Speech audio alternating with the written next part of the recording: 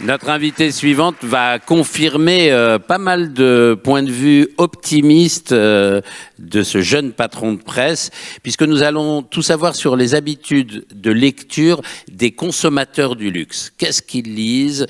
Vous allez voir ce que ont envie de dévorer pendant le week-end ces consommateurs à très haut revenu.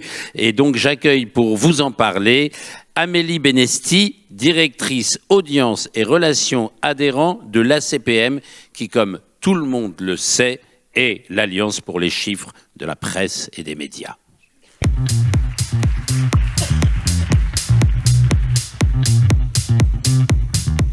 Alors, bienvenue Amélie.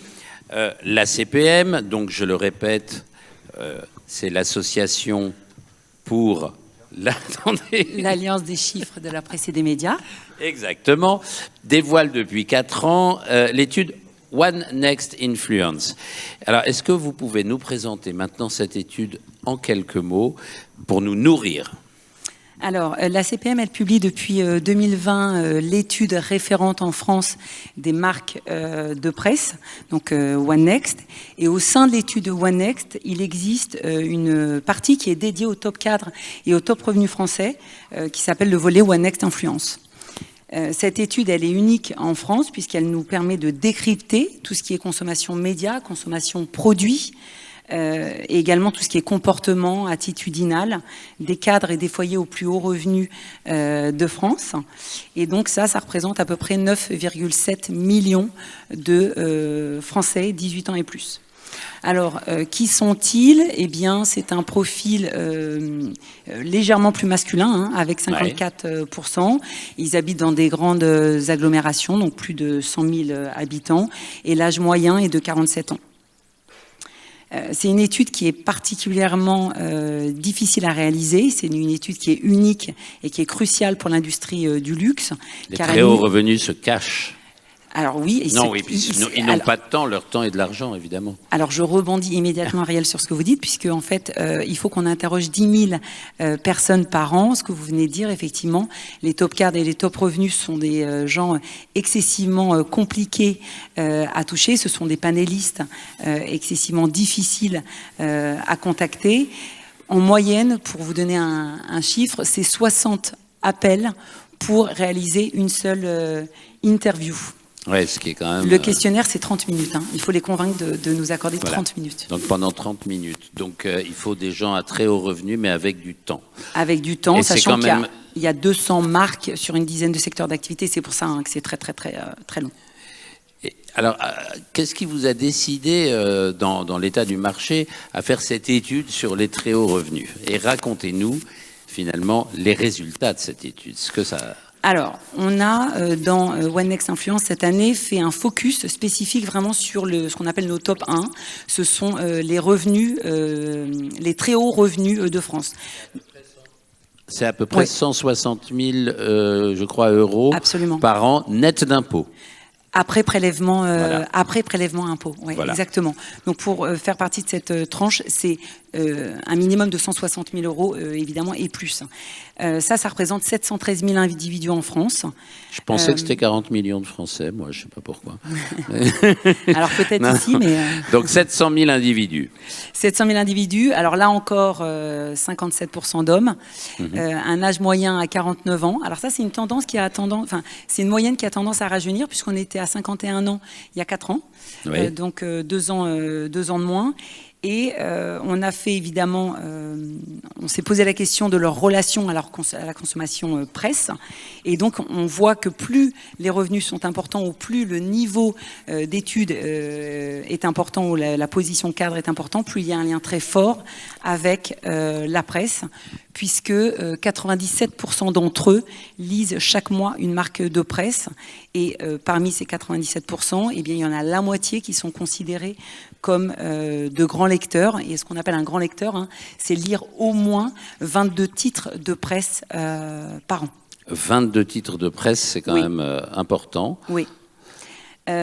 Alors après, sur leur consommation spécifique, 88% donc de ces fameux très hauts revenus lisent la presse quotidienne nationale, 89% lisent la presse magazine, hein, ce très beau magazine qu'on vient de voir, Harper, et 79% lisent la presse quotidienne régionale. Après, sur le support sur lequel ils le lisent, 88%, alors je suis désolée, c'est beaucoup de chiffres, hein, moi c'est des études, 88% lisent sur un support papier et 89% en digital. Ce qu'on appelle digital, évidemment, c'est tout ce qui est ordinateur, mobile, mais on voit que le papier résiste quand même. Alors le papier résiste fort même. J'ai envie de vous dire, je vous en parlerai peut-être tout à l'heure. Et puis, on voit donc, non seulement, en fait, il y a un lien très fort avec la presse, que c'est vraiment un média très important pour eux, et ils la considèrent vraiment comme le média qui traite les informations les plus complètes et qui a les informations avec le plus de recul. Oui, c'est vrai qu'on voit souvent des gens dire je l'ai lu sur les réseaux sociaux, mais j'attends une confirmation dans la presse. Donc, c'est une instance de régulation et de validation. Je vous laisse continuer. Alors, donc, ce qui nous amène ce matin donc, sur ce focus sur l'industrie du luxe, eh bien, en 2021, dans cette étude, on a implémenté des catégories comportementales qui nous permettaient donc de segmenter les cadres et les hauts revenus en France. On a intégré des catégories intérêts marqués pour le luxe. Ce qui regroupe en fait tous les individus qui ont vraiment un attrait pour les produits de luxe, mais pour le mode de vie aussi associé. Eh bien, cette analyse donc qu'on a faite, elle révèle que la cible qui est intéressée par le luxe, eh bien, elle consomme davantage de médias que le reste de la moyenne de la population française, et particulièrement la presse, puisque je vous l'ai dit tout à l'heure, plus de la moitié consomme 22 titres de presse par an. Alors, au-delà de tout ce qui est question socio-démo et consommation média, eh bien, l'étude, elle offre quelque chose de fondamental pour le luxe, puisqu'elle offre tout ce qui est mode de vie, les valeurs de cette cible. Elle couvre tout ce qui est style de vie, attitudinal, le patrimoine, le voyage, la gastronomie, la technologie. Et donc, ça donne vraiment deux avantages significatifs pour l'industrie du luxe. Premièrement, de comprendre en détail donc, les habitudes de la consommation média des foyers aux plus hauts revenus qui sont intéressés par le luxe. Et puis deuxièmement, évidemment, de dresser un portrait complet des foyers avec leur motivation, etc. Et donc forcément d'enrichir les marques, la connaissance des marques de luxe sur leurs clients et prospects. Donc d'avoir vraiment les clés de la relation entre les consommateurs et les marques de luxe. Donc ça, c'est tout l'intérêt de cette étude pour les marques de luxe. Qui est unique en France, c'est la seule étude comme ça.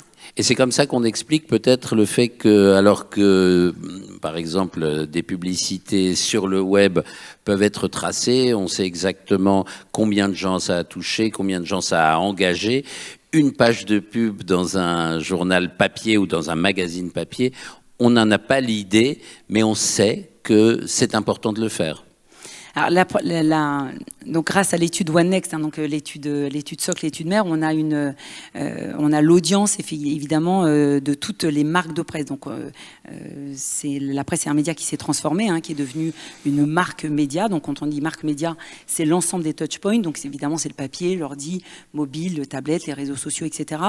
Et ce que vous disiez tout à l'heure sur le fait que la presse papier résiste, c'est évidemment encore et toujours le moyen de toucher ces fameuses cibles rares, ces cibles influentes.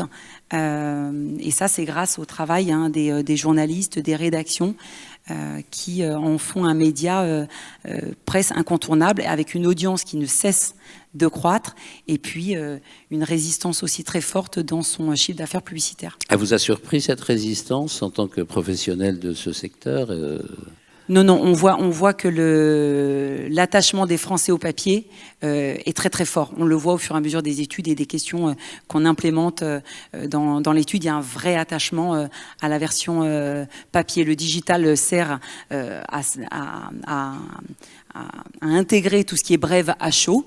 Oui, c'est ça. Par contre, la version papier permet vraiment de rentrer en profondeur et puis il y a une caution en termes de confiance qui est très très forte de la presse, bien plus que ce genre de médias. Très bien, c'est un point de vue optimiste pour notre invité précédent, Olivier Lalanne, c'est très bien. Merci beaucoup Amélie.